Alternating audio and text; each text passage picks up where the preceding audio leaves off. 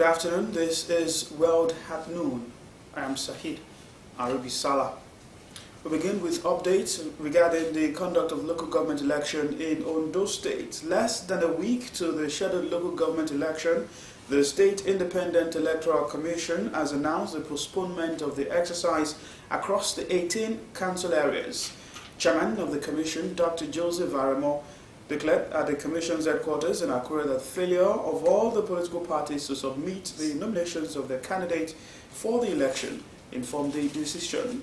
Omarola Ngbeji reports that the declaration was done at the meeting among the Commission, the political parties, and electoral officers in the state. This week hitherto fixed for the local government election in Ondo State ought to have been witnessing signs of activities towards the success of the elections, but the reverse is the case as people of Ondo State woke up to its postponement. Our major mandate is to conduct an election into the offices in the local government area.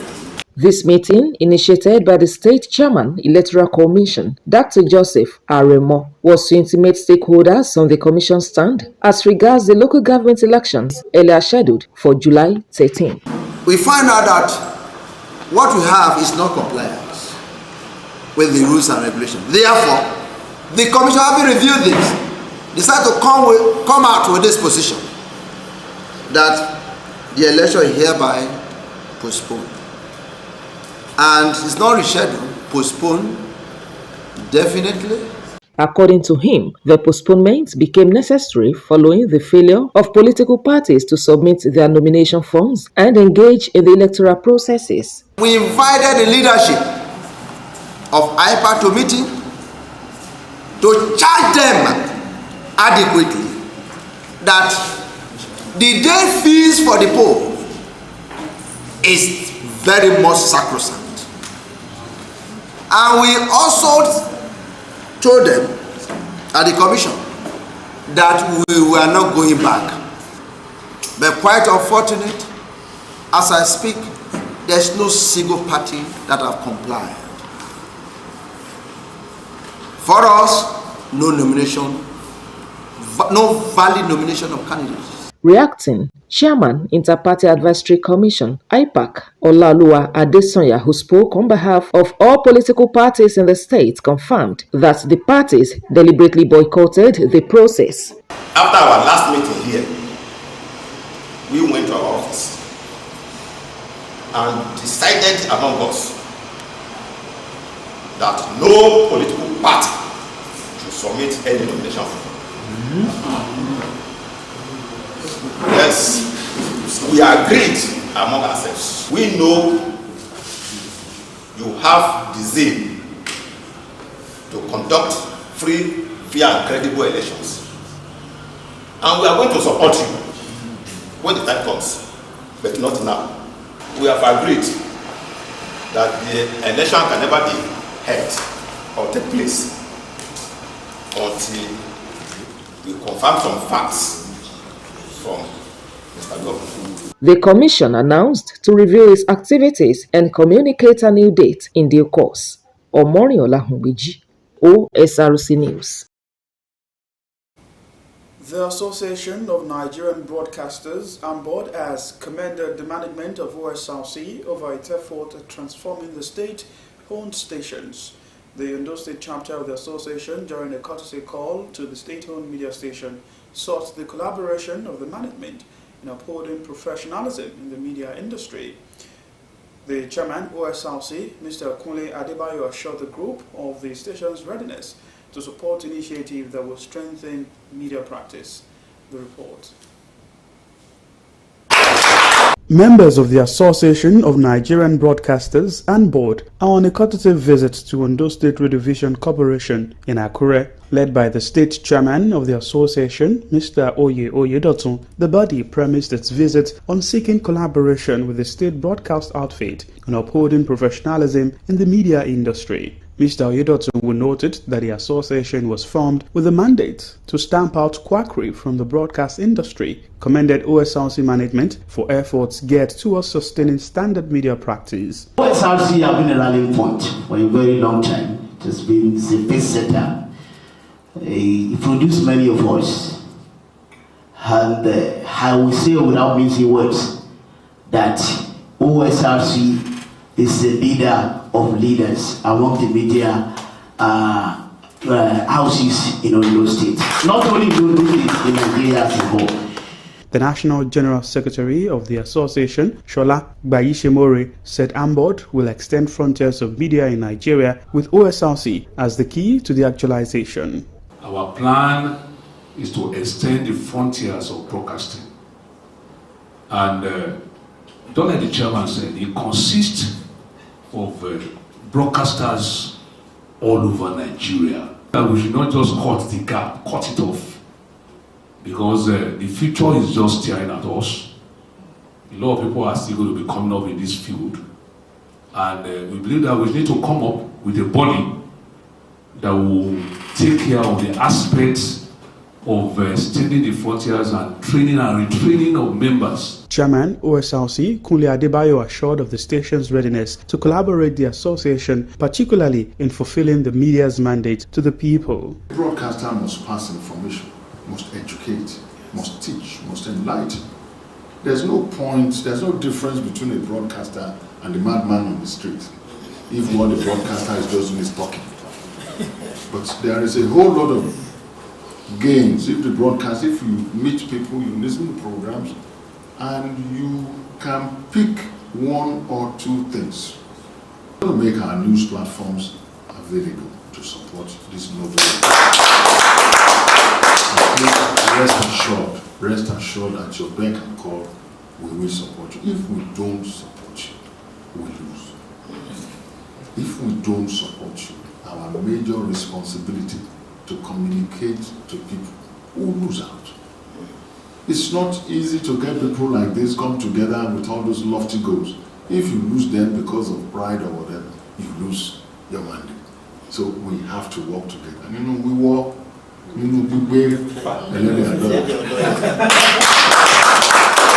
Mr. Adebayo also gifted the visitors a copy of the Nigeria Broadcasting Commission's Code. Established last year, AMBOD comprises freelancers, practitioners at government and private-owned media stations, social media presenters, and content creators.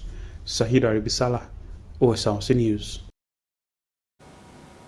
Staff members of OSRC, the state-owned corporation, have been warned against partisanship in politics. OSRC Chairman Kunle Adebayo, during the News Department's editorial meeting, commended the staff for their professionalism, urging them to maintain an apolitical stance in the discharge of their duties.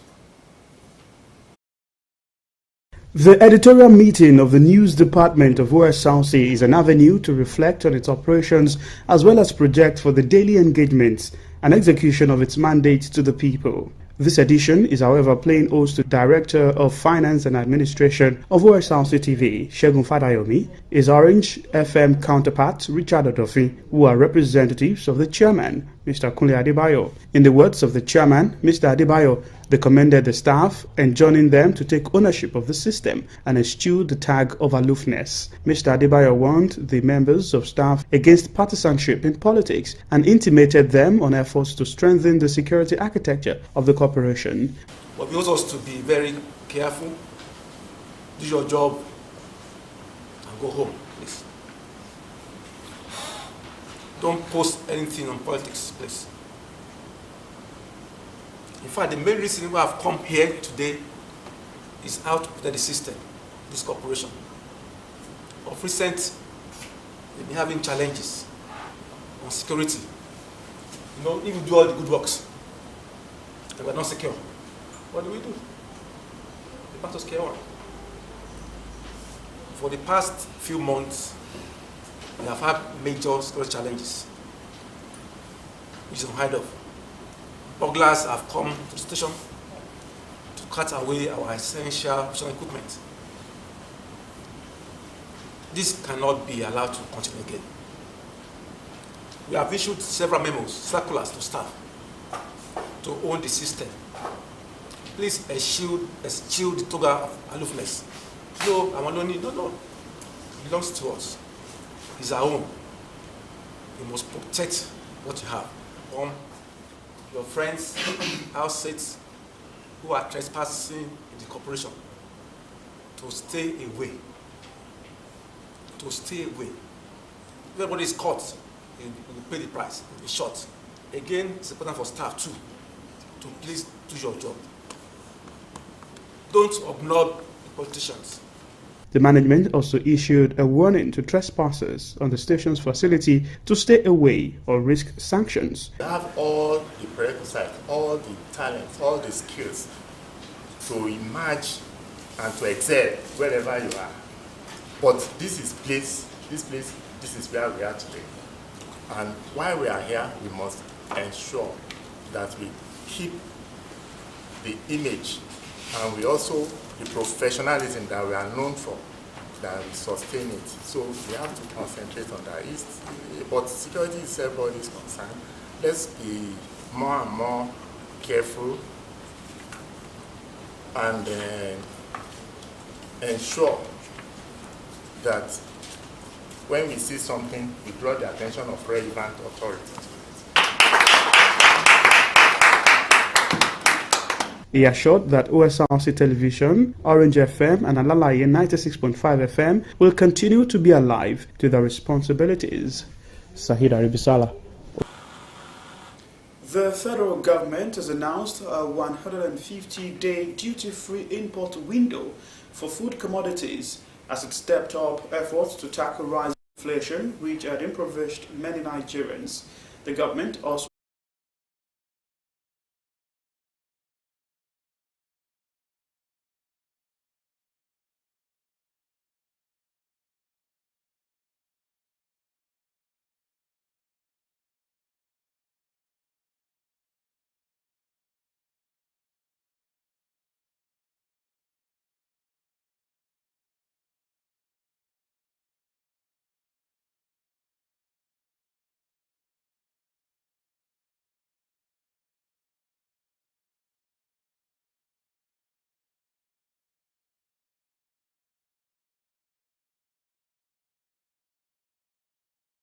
maize.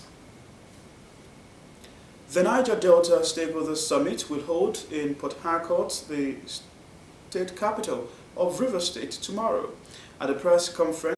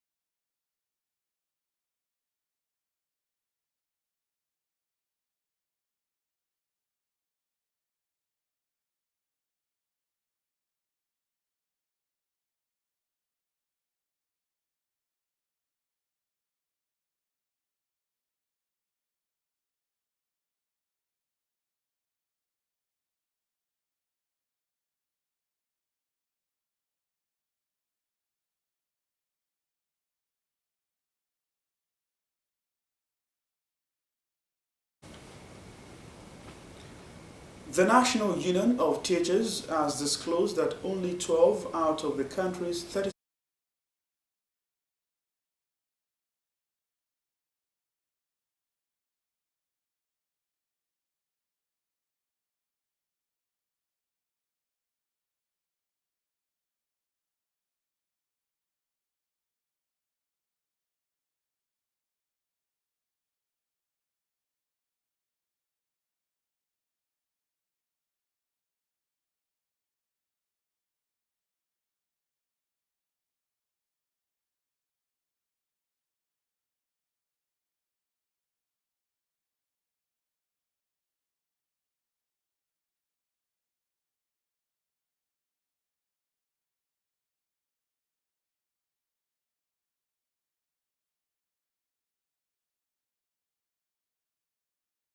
with the process of recruiting teachers in its schools.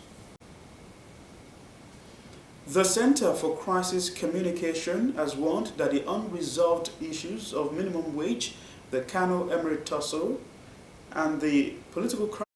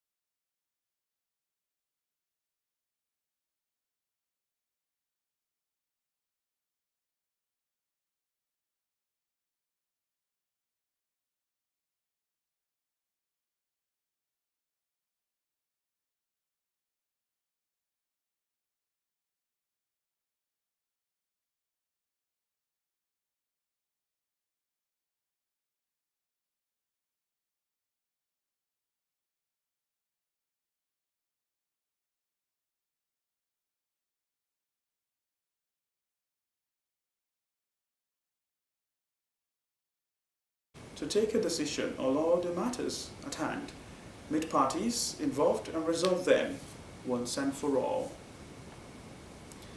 The Economic and Financial Crimes Commission, EFCC, has opposed an application by former governor of the Central Bank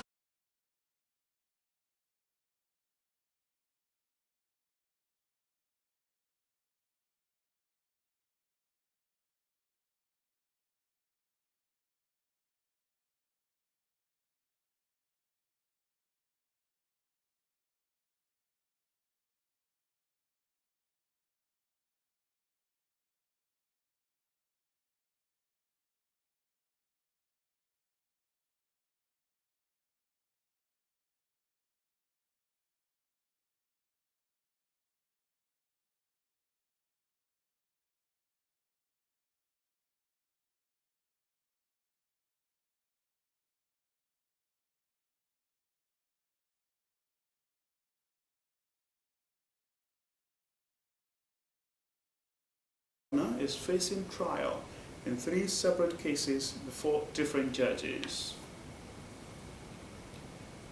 The Nigerian Navy ship Delta has uncovered 2 illegal refining sites in the coastal communities of Ajah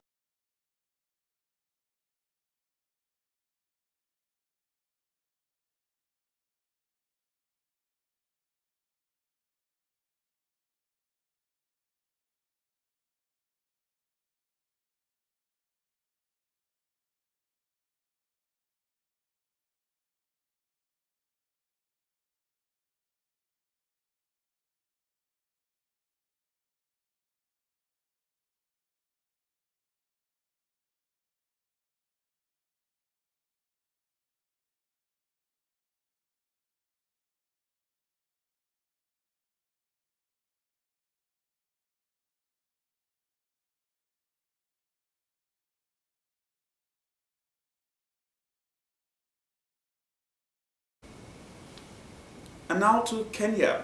A court in Kenya has awarded $78,000 in compensation to the widow of a prominent Pakistani journalist who was shot dead by police at a roadblock nearly 2 years ago. Osrc Sharif was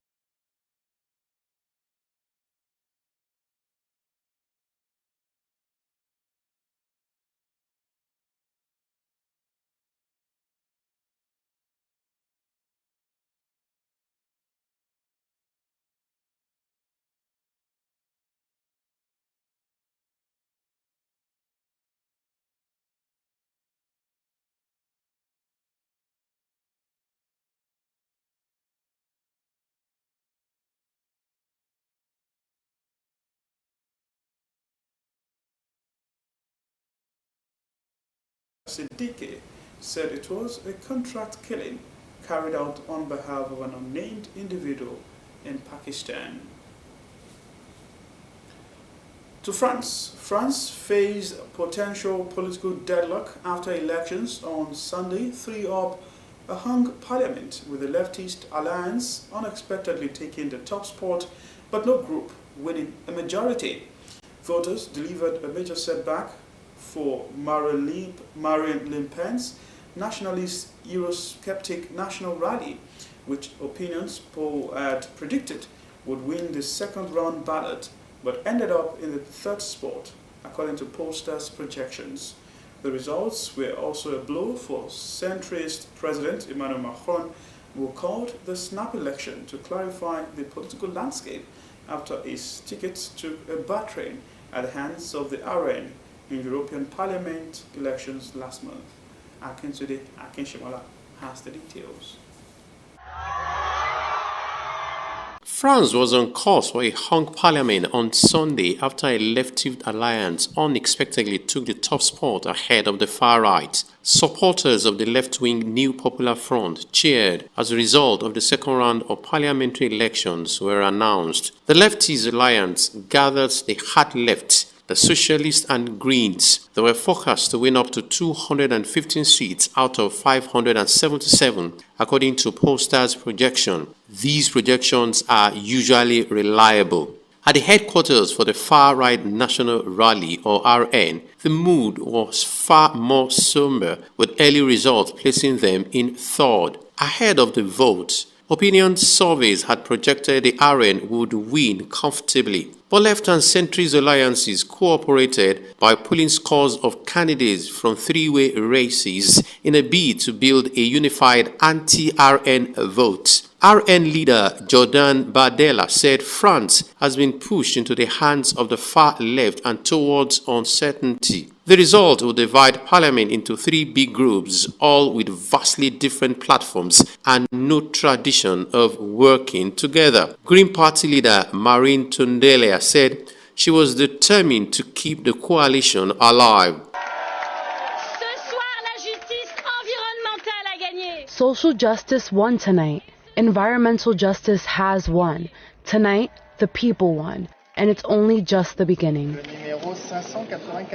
The results are also a humiliation for French President Emmanuel Macron. A centrist alliance, which is founded to underpin his first presidential run in 2017, was projected to be narrowly second. He called the snap election after his ticket was trounced in European Parliament elections last month. Voters punished him and his ruling alliance for a cost of living crisis and failing public services, as well as over-immigration and security.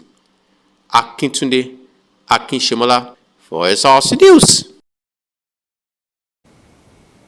A day of mourning is being observed in Ukraine after one of the worst waves of Russian missile strikes in months, with at least 41 people killed and 166 injured. The main children's hospital in the capital, Kyiv, was among buildings in cities across the country. Adarunke Kolawole has more. This is the moment that Russia missile hit Kyiv's main children's hospital in a rare daytime attack. Russia launched a barrage of missiles on cities across Ukraine on Monday, with dozens killed. Tatiana ran out of the building carrying a little girl, Eldra, her crater still in place.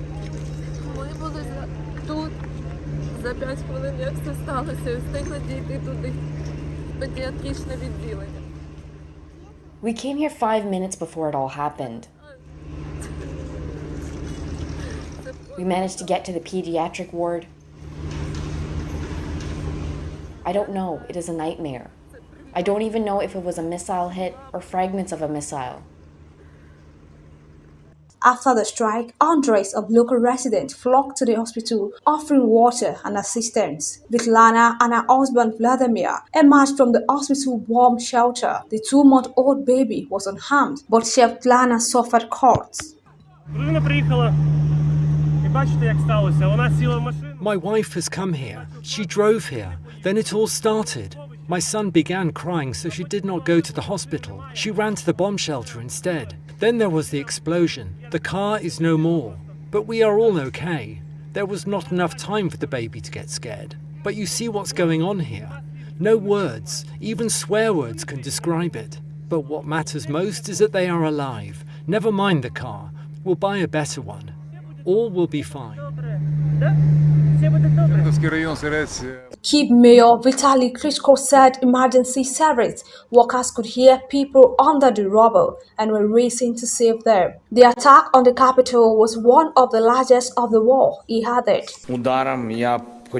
After the attack, President Vladimir Zelensky, who was in Poland for news conference, had a minute of silence and said Ukraine would retaliate for the strikes. The Russia Defense Ministry said its forces carried out strikes on defense, industry, targets and aviation bases in Ukraine. Moscow has repeatedly denied targeting civilians and civilians' infrastructure. Its attacks have killed thousands of civilians since it launched its full-scale invasion in February 2022. This one comes a day before leaders of NATO countries are due to begin a 3-day summit in Washington with the war in Ukraine high in the agenda. Aderonke Kolawole, Osrc News.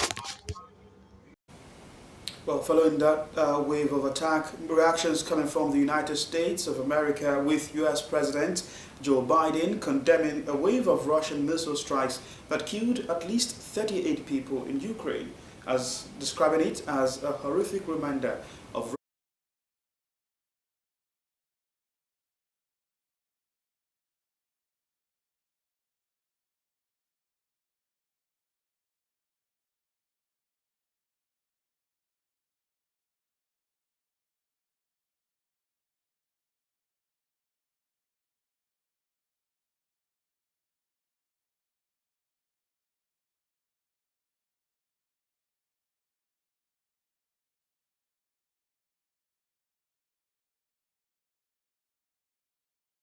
focus on defense and deterrence in context of the Russian invasion of Ukraine. A Russian playwright and a theater director have been found guilty of justifying terrorism by a military court in Moscow. Director Yevgeny Bekhorovich and playwright Svetlana Peturik were sentenced to 6 years each for the production of their play, The Brave Falcon Finished, loosely based on true events. The